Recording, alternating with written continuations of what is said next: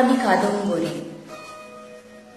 কোনো ছেলে বলে হলো না, বাঁজা বলে ঠাকুর বাড়ির মানুষের দু চোখের বিষ। সারাক্ষণ আমায় নিয়ে চলত ফিসফাস।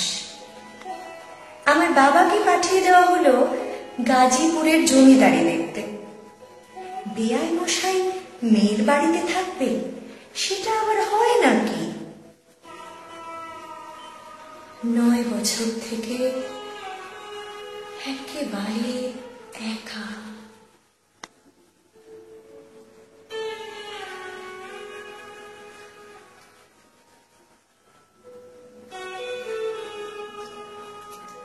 আমি কাদম্বরী। উর্মিলা আমার ননদ স্বর্ণকুমারীর মেয়ে। 2 বছর বয়স ওর। আমার বড় আদরের।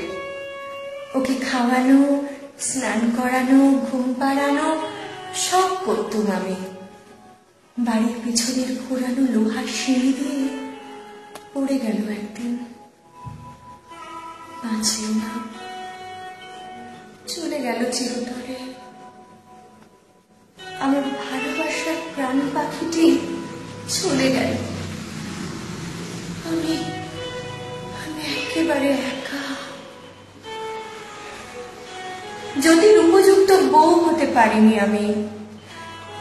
বাজার সরকার শ্যাম গাঙ্গুলির 3 নম্বর মেয়ে আমি।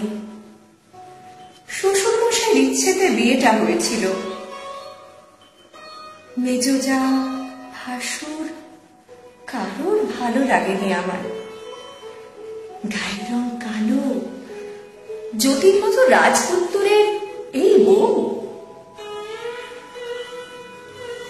ঠাকুর বাড়ির দমবন্ধ ঘরে খোলা জানালা দিয়ে দক্ষিণা বাতাসের মতো রবি আসতো আমার ঘরে। আমার রবি, যাকে আমি ভালোবাসতাম খুব। রবি আমার চেয়ে 2 বছরের ছোট। রবির এই আসা যাওয়া নিয়েও অনেক খোঁটা।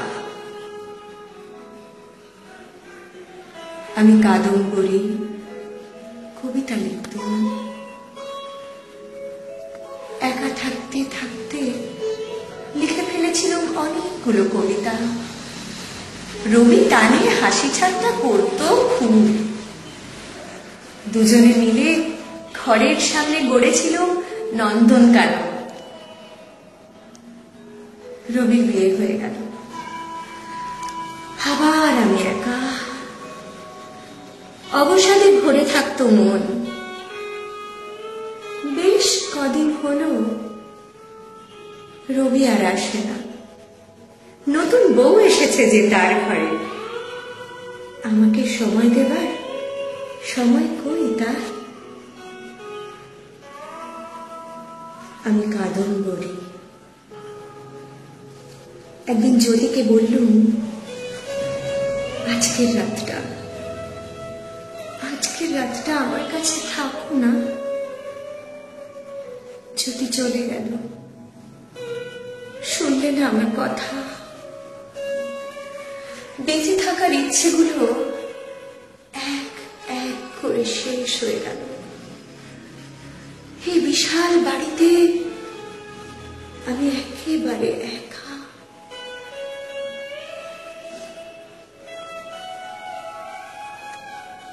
মাকে মনে পড়ে না।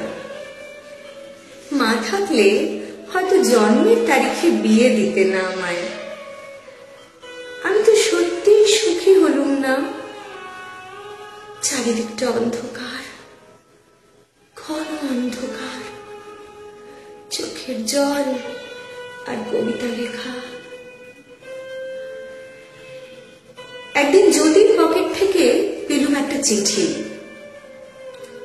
প্রেমের চিঠি, ভালোবাসার চিঠি, সোহাগের চিঠি, গোপন কিছু কথার চিঠি, এক নোটির চিঠি। জ্যোতির জীবনে আমি একেবারে শূন্য। বুঝলুম সেদিন খুব বেশি করে। বেঁচে থাকার শেষ ইচ্ছেটুকু রইল না আর। বাজার সরকার শ্যাম গাঙ্গুলির 3 নম্বর মেয়ে। আমি কাদম্বরী।